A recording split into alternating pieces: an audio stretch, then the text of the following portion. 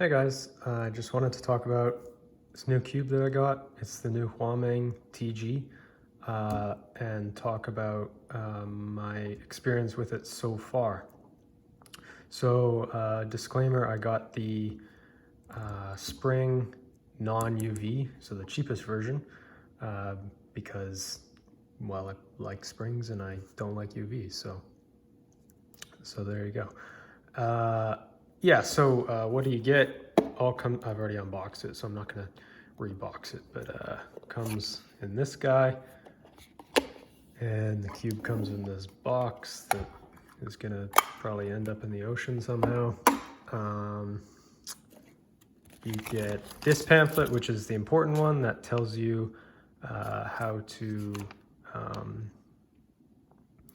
do all the adjustments, because there are a lot of adjustments on this cube, and then comes with the adjustment tool and this pamphlet, which has a bunch of valves, and that's not too important.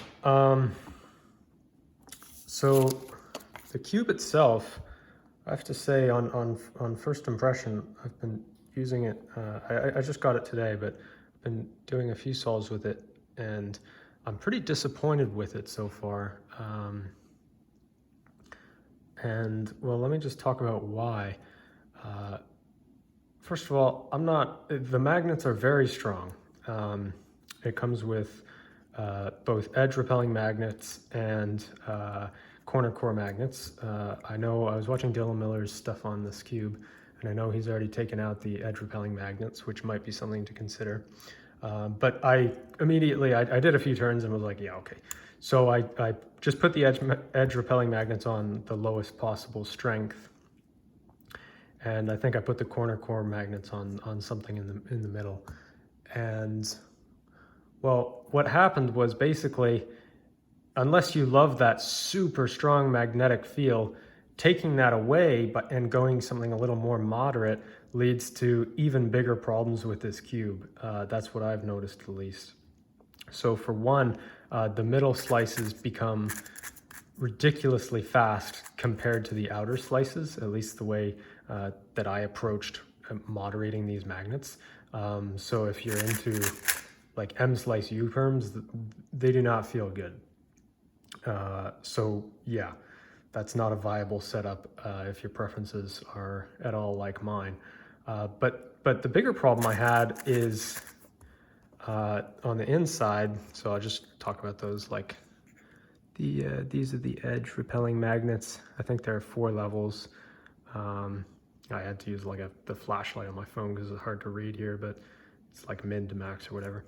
And then you have to adjust those 24 times, so both sides of each edge, which is kind of annoying.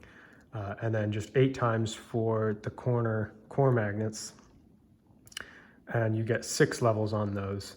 And I haven't finished kind of testing out those different options. But and then on the inside, you get this, which this actually took me a minute to figure out. So the axis distance is the middle, is the middle guy, this small one here, and the number that you're currently on corresponds to these ridges, these little like holes in this thing here. So I currently have it on 1, and then the elasticity is kind of tornado style. You just turn this guy and you get like 8 or 9 options for that. But I think my biggest complaint out of everything on this cube is I'm on the loosest axis distance, and this cube cannot cut 45 degrees.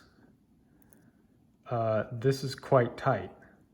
So much so that I thought I had the numbers reversed. I was like, oh, this must be the tightest setting. So I went to like 5 or 6 or whatever the max is on the axis distance, and I was sorely disappointed because that made it tighter and like completely unusable, like just laughably tight. So yeah, I kind of in 2024 expect cubes to cut 45 degrees, and when you can't loosen them so that they can, that's kind of disappointing. And yeah, messing with elasticity, well, I feel like I'm kind of fighting a lost cause here, because, you know, it doesn't really cover up this flaw in the cube, even if I'm on the lowest elasticity. If I am on the lowest elasticity to try and combat it, it just makes the cube unreasonably fast. Like a U2, I have it turned off right now, but a U2 is like very easy to do. It's too easy to do in my opinion. It's just way too fast.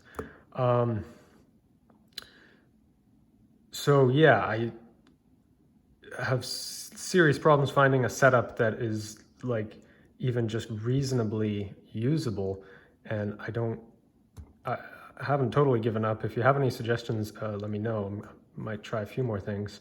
And my last thing that I would complain, because I haven't complained enough in this video, is the feeling of the cube, the actual plastic feeling.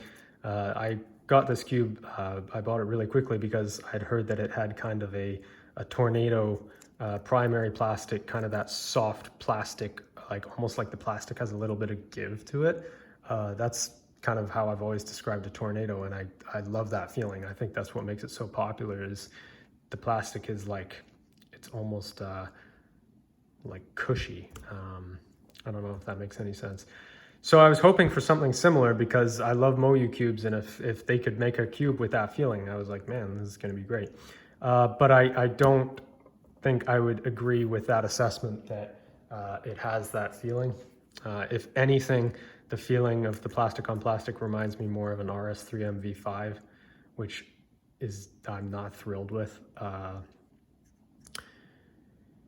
because I think that has kind of a cheap, high-pitched plastic feeling, and this reminds me of that, as opposed to the nice lower-pitched soft plastic feeling of a tornado.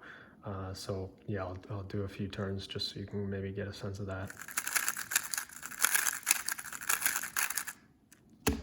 And the tornado, I have mine here. So much different feeling. Yeah, that's what I have to say so far. Hopefully things improve, but those are my first impressions. Thanks for watching.